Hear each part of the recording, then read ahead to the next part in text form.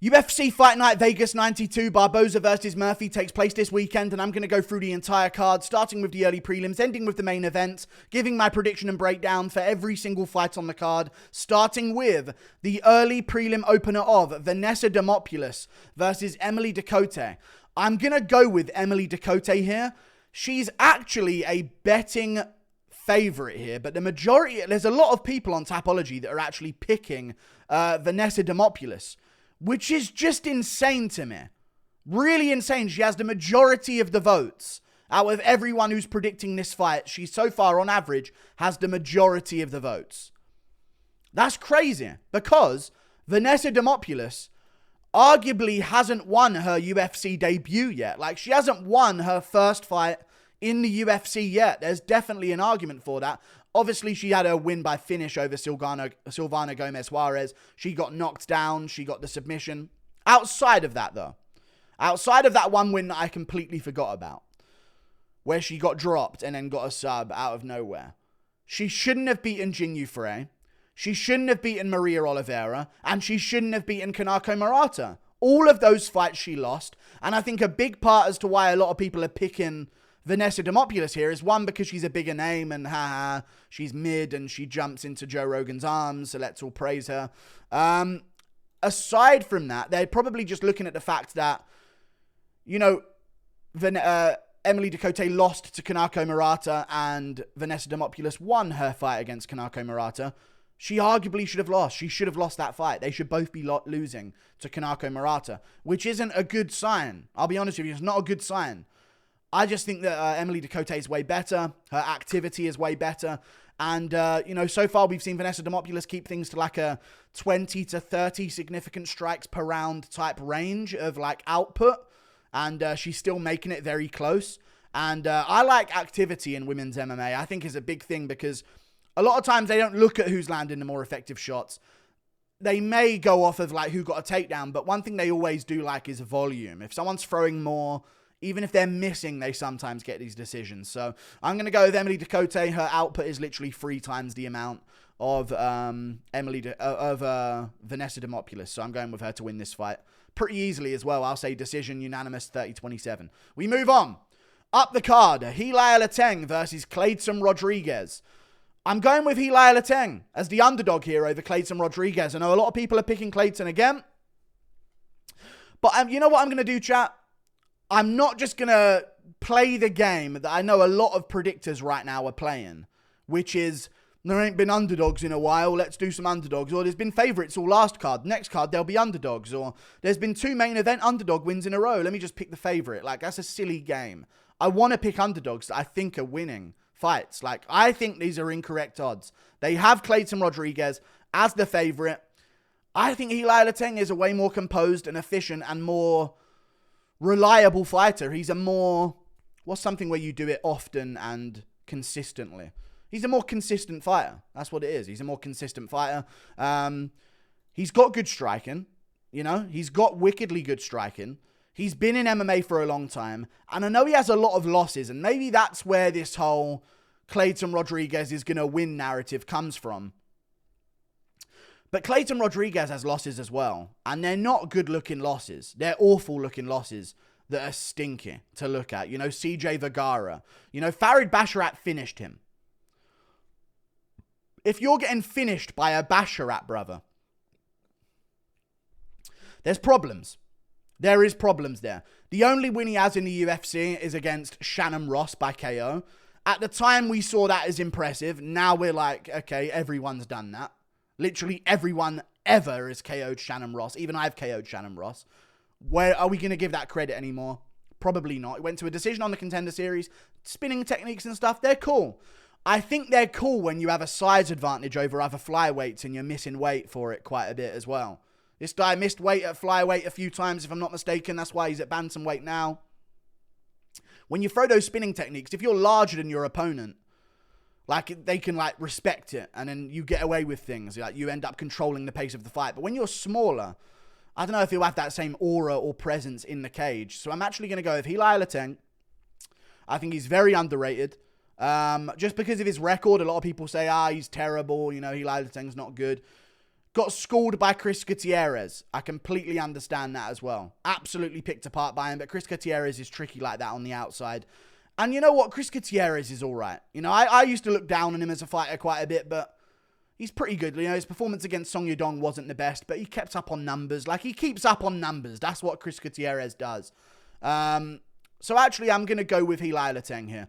Even though I wasn't too impressed by his last performance, I think he's more consistent overall. Does the basic stuff better than Kleydson Rodrigues does. Is a little bit bigger than Kleydson Rodrigues. And a lot of people look at this guy's losses on the regional scene, but they don't realize that this guy fought Song Yudong in his second ever fight. You know, I mean, this guy fought Zhikang Zhao in his 6th fight, and he went 3-4 after losing that one. You know, at one point in this guy's career, he was 3-5, 4-6. Like, he had a really rough start. And Zhikang Zhao, if you don't know him, he actually has a really good career. 29 years of age, 29-9. Until recently, when he took a step up, I think he was against, I think he was at 27-6, which is a pretty insane record to rally up. And then other than that, who else has Heili Alateng lost to? There's others that are schmucks, don't get me wrong, there are. Kai Asakura. I like that he was challenging himself like this on the regional scene, so I'm actually going to go with Heili Alateng here, winning this fight as an underdog. And he beat Chad Hanhaliga, which shouldn't be heralded too much, but Chad Hanhaliga can give a tricky fight to a lot of people at bantamweight, so I'm going to go with him getting this one done. We move on. Up the card to another fight, which is, and he has takedowns. Heili Alateng does have takedowns. Utilized them in his first few UFC appearances. And I think it's something that he could use here because we've seen Kleydson Rodrigues taken down by flyweights and exposed on the ground in moments there as well. We move on. Piera Rodrigues versus Ariane Carnelossi. I'm going to go with Piera Rodrigues. She's been more active. I think she's more committed to the game. Ariane Carnelossi is, I don't know if she... someone do a check. You know what I mean? We need to find out if she should really be competing with these women. Shoulders are crazy. Biceps are crazy. She's on the sauce. There's no way around it. There's just zero way around it. She's on the sauce, unfortunately. I am still going to go with Piera Rodrigues because something that we've noticed throughout Ariane Carnelossi's career is that she does get taken down.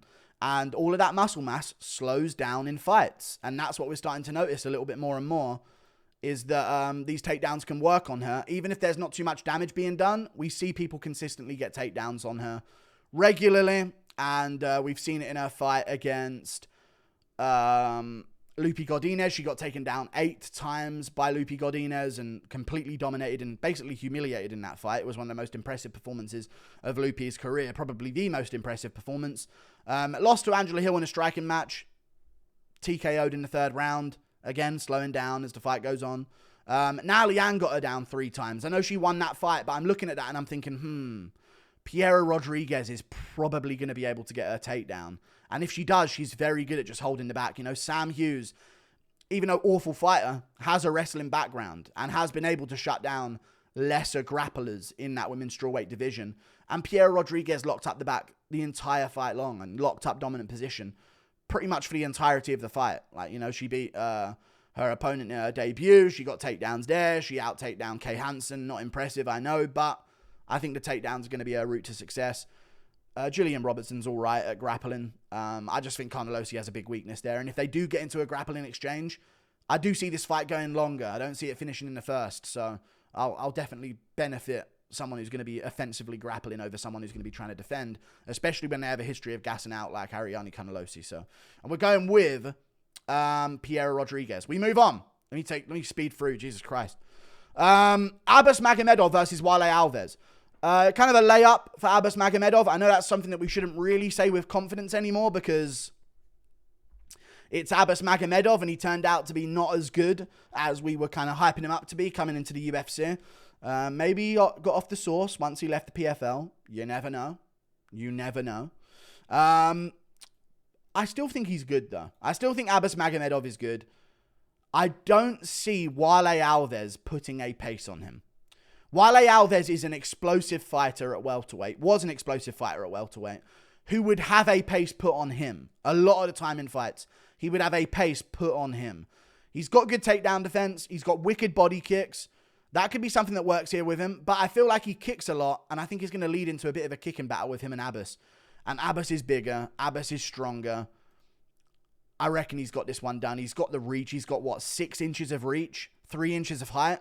He's going to be a big physical presence out there. And I think if you give Alves that, it's hard to start pressuring him and breaking him the way that Baralho has done. Who, by the way, losing a decision to Baralho doesn't look too bad, seeing as Baralho's, storming his way up the rankings right now. But Sean Strickland broke him in round 2, but he did good in round 1. But, Strickland was kind of making him do good just so he could sort of get the ball rolling once the fight had gone a bit deeper. But I'm going to go with Abbas Magomedov. I just don't think Warlley Alves has the presence in the cage to break Abbas Magomedov and walk him down. I don't see that happening. So I'm going to go with Abbas Magomedov winning this fight by TKO. And plus, Warlley Alves is coming off of a TKO loss to Ikram Aliskerov.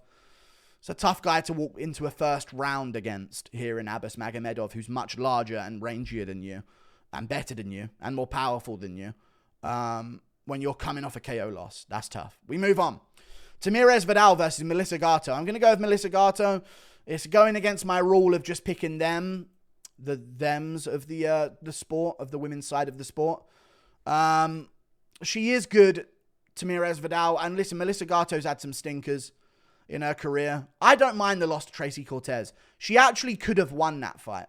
Very close fight. I think it was literally down to losing a position at the end of a round and ending up on bottom position or something, because she arguably could have won that fight, in all honesty. Very arguably could have won that fight, but it was just the moment that things were happening in. The moments that things were happening in within the fight were very important to the end of rounds and things like that. But consistently throughout the fight, she outlanded Cortez in the second. She got takedowns in the first. It's a very close fight. I went with Cortez. Cortez should have won, but it's a very close fight down to a few positions and reversals that happened in the fight. And I like that because Tracy Cortez has been looking really good. So I like Melissa Gatto here. I think she'll be able to take down Tamires Vidal. I think Montserrat Hendon, listen, she's fine. You know what I'm saying? Big ass. She's not good, though. She's not good. She's not good at grappling either. And she took down Tamires Vidal 3 times in their fight, controlled her for nearly 5 minutes of it, and won the fight based on that, even though she arguably got out damaged in some of the rounds. But yeah, she got the takedowns and she landed shots there. And she's a very small woman as well. So I'm actually going to go with Melissa Gatto. Rangier, easier to control Tamires Vidal from top position. So I'm going to go Tamires Vidal losing this fight and Gatto winning by decision. We move on. Up the card to another fight, which is Oumar Sy versus Antonio Trocoli. I'm going to go with Oumar Sy. He's the favorite here. This is a very close fight, though, and this is where some people, if they are just picking because, there hasn't been an underdog win in a while, they might go with Antonio Trocoli. I just think the last opponent he fought looked like he had no idea what he was doing on the ground, and this is the guy, Kenneth Berg. Not the last opponent he fought, but the guy that he fought on the Contender Series. Fight got overturned to a no contest, I think due to a failed PED test. Yeah, Trocoli failed a drug test for nandrolone. And they still signed him. They don't care. He got turned down by the UFC for failing a drug test on nandrolone. Got suspended. Fought back in Brazil on the regional scene. Got a win, and now here he is again in the UFC. They don't want a clean sport. Or they wouldn't be letting this guy back in. Let's be honest. If you fail a drugs test on the Contender Series for nandrolone, of all things, that should be taken with maybe this guy shouldn't be fighting in our promotion, but all good. Oumar Sy is used to steroid heads. He's been at KSW, okay? That's all I'm going to say about Oumar Sy. Dude, he's used to these roid monsters trying to take his head off. He's been at KSW. We're looking at 2 6'5" light heavyweights here. Probably 6'4". Reach advantage is going to go to Oumar Sy. He's got an 83.9-inch reach. Why are we getting that specific? Call it 84 inches of reach. That's good for him. That's really, really good to hear. And also, this Trocoli guy has an 82-inch reach. We're looking at real light heavyweights here. Arguably real heavyweights. These guys are more heavyweights than half the fucking heavyweight roster. So, I'm actually going to go with Oumar Sy. I think he's a little bit more explosive. I think his grappling game is good enough. And I think he's fought at KSW. I like KSW. Mainly because I know that this guy's fought roided opponents. Because KSW guys are on roids. They're on the sauce. But KSW tries to get these guys beaten. That's something I like about KSW. This guy, he fought, listen, he lost 3 fights in a row. Jacob Volkman. He lost to Diego Lima, Douglas Lima's younger brother, that was literally a chinless man in the UFC. Absolutely chinless man in the UFC. Diego Lima beat this guy. He's a welterweight. A chinless welterweight. Chinless welterweight. Moves up to light heavy to fight this guy and wins. Like, I don't like that finishing potential from this guy now. This was a while ago, though. Lost to another bum in Marcelo Barboza. Beat a bum in Rodrigo Carlos, 21-3. Then fought another absolute bum who was 2-6. I don't like this. Then it got overturned. He tested positive on the Contender Series. Beats a guy on the regional scene, 7-1. That's a good win. But, I don't like that. That don't look like a career where your team trusts in you or your... we got KSW guy here. He fought 5-0, then a 2-0 undefeated guy. Won at KSW, 5-0 guy. Fought at Aries FC. I like that he jumped promotions there. 2-0 guy there. Then he fought an 8-2 Gladowicz. Great opponent at KSW. Then he fought a 19-8.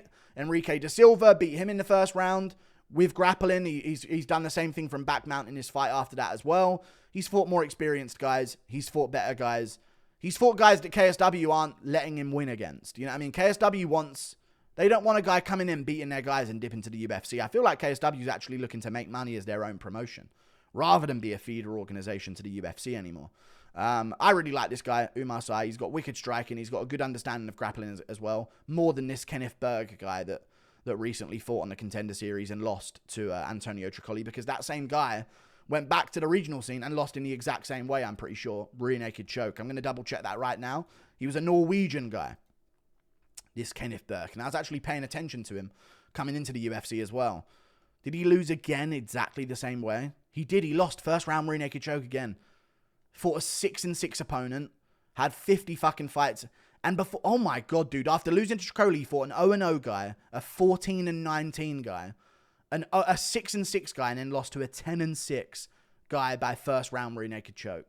Absolute embarrassment. Absolute embarrassment. I'm definitely going to be going with Oumar Sy. A lot of red flags on Trocoli's career. We move on. Tom Nolan versus Victor Martinez. I'm going to go Tom Nolan. I wish he didn't get smoked in his first fight in the UFC.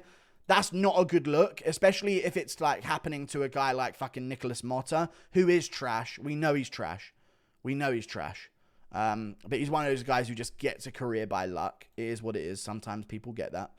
But yeah, I'm going to go with Tom Nolan. Yeah, I'm going to go with Tom Nolan here over Victor Martinez. Victor Martinez is a guy who's lost to some people that I just don't rate as fighters. He lost to... I mean, I don't not rate Jordan Levitt. I think Jordan Levitt's good. To be TKO'd by him and make him look heterosexual in the first round. Jordan Levitt looked straight in that fight. That's how bad of a beating it was. And that's how embarrassing of a loss it was for Victor Rodrigues, whose name is Martinez. I don't like some of the other stuff as well that I'm seeing. I really don't. Eric Gonzalez is shit. Don't lose to him. He's awful. Absolutely awful. I don't like that. I don't like that at all. He made it to the UFC. He was trash. You lost to him? That's stinky to me. 7-4, split decision. He's got finishing potential. I get that. Does he have enough finishing potential for me to rely on him by first round KO? Is that all of his wins are by first round KO? No. If he was a KO artist coming into the UFC, I would have picked him to beat Tom Nolan. But it's not consistent enough. Tom Nolan's more of a finishing specialist than he is. I reckon Nolan's going to be a bit more patient. I think he wanted to go in there and get a first round KO against Motta. And that's what is in his mind he was destined to do. But we've seen in his career before when he has taken steps up in competition against Adam Cook, who was 7-1 at Eternal MMA, which is an up-and-coming MMA organization. It brought us Jack Della Maddalena. A lot of fighters like that. I think it brought us Steve Erceg as well. He took his time, finished it in the second round. Be patient, find your spots. He'll finish Victor Martinez. I reckon he'll finish him pretty easily as well. See you later. No, there's more fights on the card. Angela Hill versus Luana Pinheiro. Oh my God, I haven't even put any thought into this. I'll go Angela Hill over Luana Pinheiro. I think Luana Pinheiro is quite shit. So I'll go with Angela Hill. I think Angela Hill's consistently good. I mean, yeah, this really isn't difficult for me to make a pick for. This girl just lost in a grappling match. Before that, she got wheel kicked by Amanda Ribas, but she was doing all right. I think Angela Hill easily beats Amanda Ribas. I'll be honest, I can see Angela Hill just outdoing her over 3 rounds. winning a decision and things along those lines. And I also think Angela Hill has one of the most misrepresented records in MMA. You look at her record and you think, ooh, that's a stinky record. But she beat Denise Gomez. I really like that win. Denise Gomez is a big, tough dude. Really tough. And that's a really tough win to get. You know, she's real Brazilian female is what she is. So that was really tough. And that's a great win to have. And I can just see her having the win over Amanda Lemos.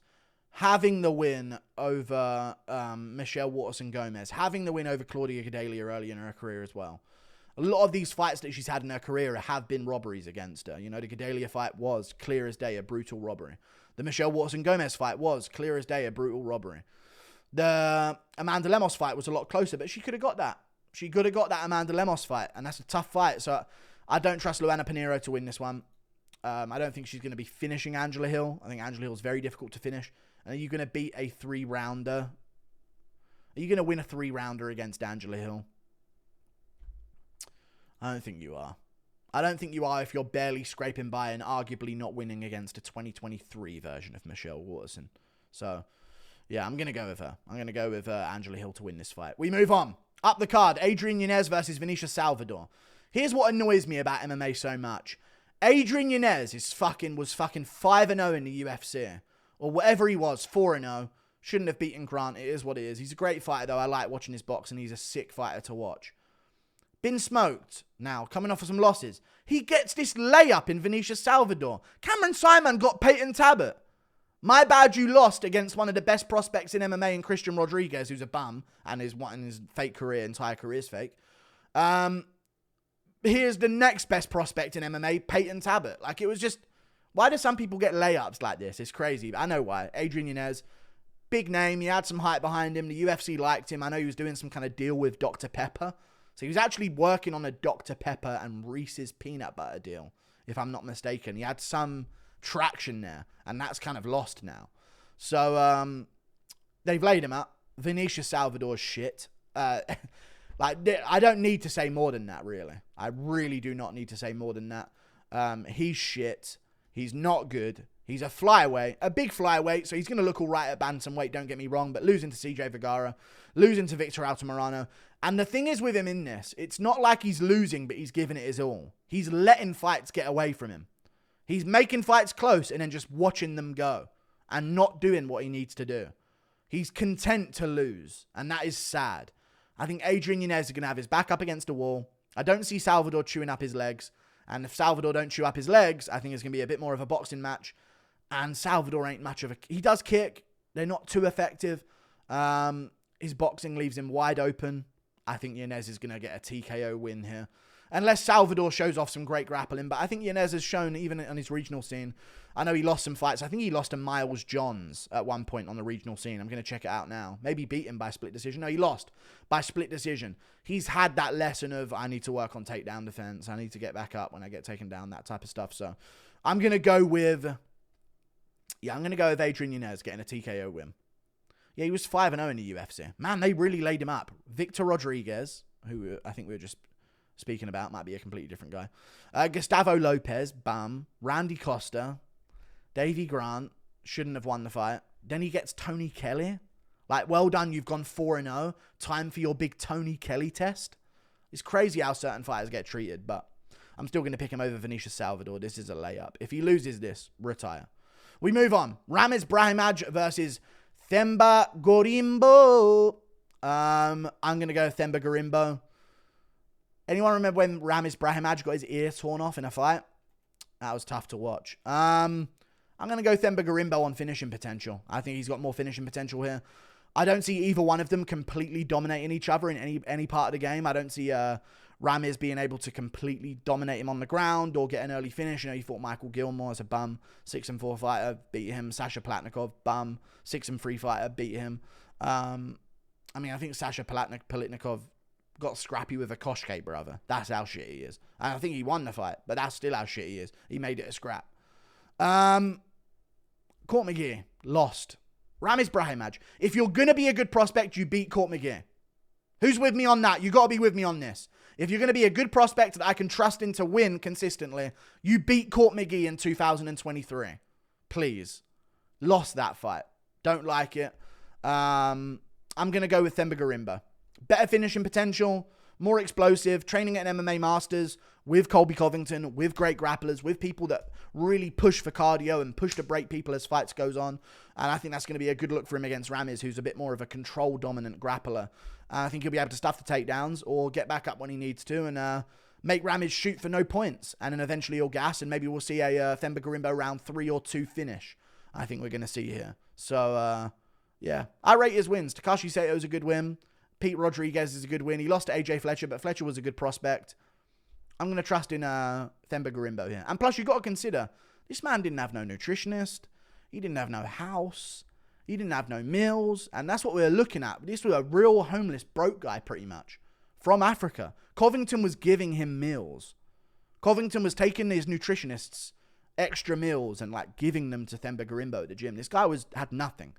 He's got a performance bonus in his last fight. The Rock bought him a house. You know what I mean?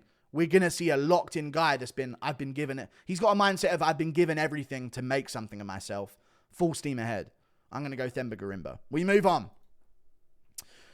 Chaos Williams versus Carlston Harris. Man, this is a tricky one, you know. This is a tricky one because Chaos Williams' takedown defense ain't all that bad. This is a bit of a 50-50. Who's the underdog? The underdog is... I was going to go Carlston Harris. The majority of people are going Carlston Harris as well.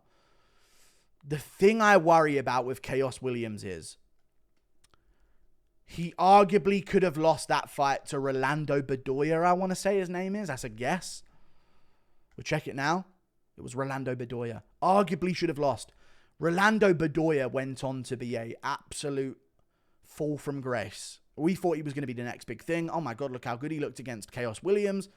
He's amazing. He's going to be a top contender. He's going to be this. He's going to be that.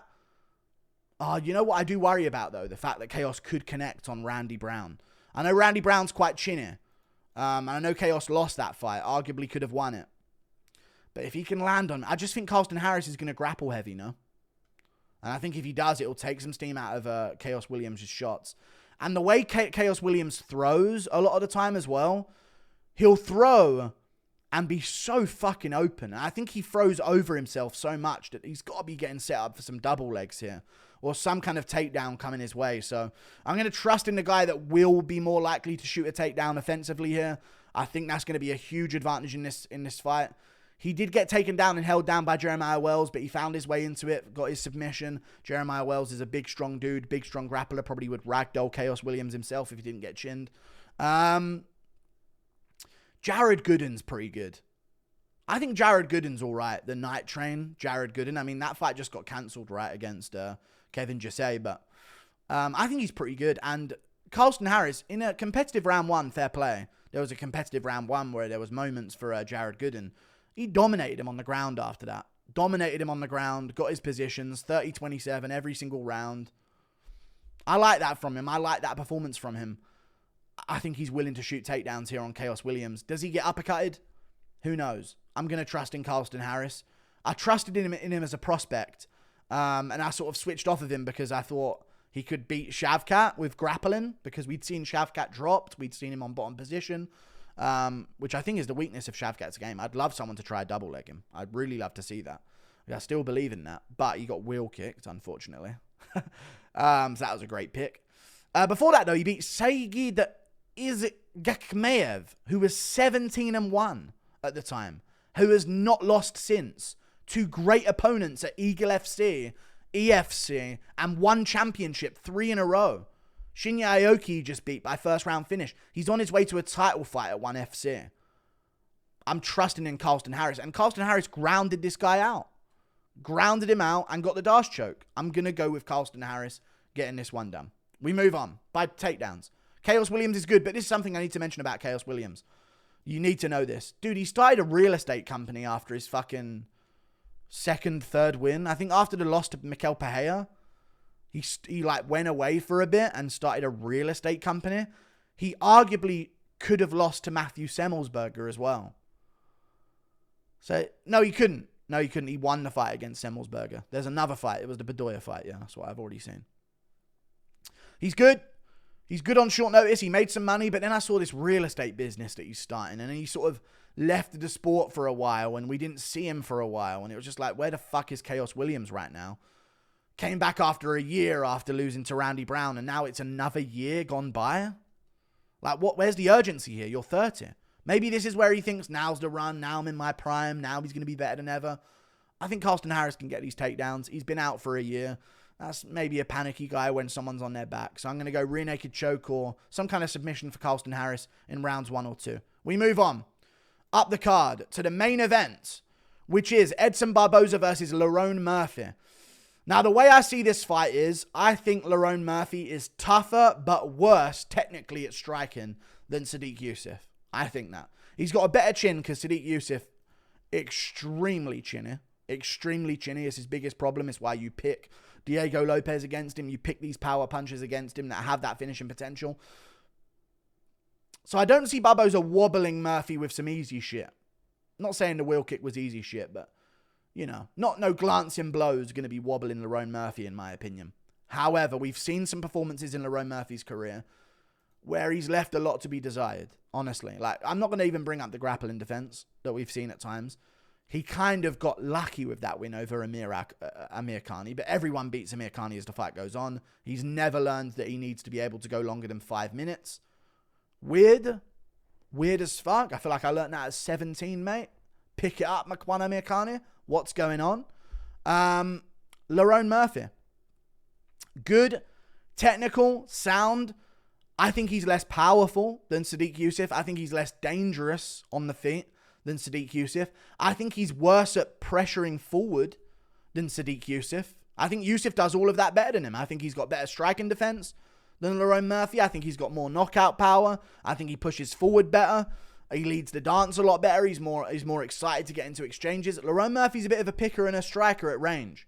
He'll pick his shots. He'll fire them off now and then. He won't keep a crazy high pace. He'll maybe mix in a takedown, but you know, Edson Barboza's takedown defense can hold up against these featherweights. Not so much at lightweight, but at featherweight, if you're not a pure grappler, he seems to be able to hold up his grappling. We got 5 rounds. Lerone Murphy's first ever main event. Edson's been here, done that. So many main events in the past. Been on pay-per-view. I think he was in the co-main of an Abu Dhabi card once against Paul Felder or something. Like, this guy's had highest of the highs in his career. And this is the first time for Lerone Murphy. And he's coming off a win over Douglas Silva de Andrade, where I'll say it again, man. He's scraping by, man. He's scraping by wins. And I don't like that. He might be Leon Edwards, where all of a sudden it's like, damn, Lerone Murphy just edges by every single guy he fights. You never know, but is that enough for me to pick an underdog? Where, trust me, guys, you never know. He just edges past everyone that he fights. There's no big move that he has that I see as a weakness in Edson Barboza. You know? Whereas I saw that when I picked Leon Edwards against Usman. I was like, dude, the head kick's going to be there. The low kicks are there. The body kicks are there. I don't see that here with Lerone Murphy versus Edson Barboza. And I think he'll maybe be weaker to the body than Sodiq was. So I'm actually going to go with Edson Barboza getting a body kick TKO in round 3 or 4 after Lerone gets scrappy with him and starts to slow down. So, yeah, I'm going to go against Lerone Murphy and go with Edson Barboza. Looked great in his last fight. In hindsight, I mean, yes, he should have beaten Dan Ige. That's a great win. Dan Ige puts people out, man. He puts people out. He dominates people. He can beat these schmucks that ain't ready for the rankings. And even back then, Edson Barboza beat him. Should have won that fight. I don't like the split decision to Gabriel Santos when Santos took that fight on short notice. The Josh Kalibau decision. Didn't that take a while for him to even get going in that fight? I'm going to check it back again. Let me check. I'm sure it took a while for him to get going. Or did he dominate that fight? I can't quite remember. No, it took him a while. The first 2 rounds, spitting everywhere. It took him a while. The first 2 rounds, very composed, and he picked it up in the third. But Kalibau's a bit soft-bodied, do you know what I mean? He's a bit soy-built, so I kind of expected that as well. Yeah, I'm going to go with Lerone Murphy. Gabriel Santos, like, yeah, I just haven't been wowed by him yet with, like, wow, this guy's got crazy power, or wow, this guy's finishing potential is insane. If this was like a Diego Lopez Edson Barboza, I'd probably be having a different pick. This ain't Diego Lopez. This is Lerone Murphy. Patient, tries to be composed. His main damaging shots that he's landed have been a knee as Makwan shoots into it and ground and pound against Ricardo Ramos, who is a quitter and has no chin in his shit. Ricardo Ramos is. That's just how it is. And other than that, I haven't been wowed, especially not in his last 2 performances. So, Yeah, I'm gonna go with Edson Barboza. Maybe Lerone grapples and surprises me. I reckon Barboza's got the cardio to break him down, which is crazy at featherweight that Edson has that cardio, because at 145, at 155 he never did. But maybe they just don't have the presence to actually break him the way they could at 155. So yeah, I'm gonna go Edson. I think he's way faster, way better. So, and the moment won't get to him. Maybe it will for Lerone. Who knows? See you later. Goodbye. Toodle pip.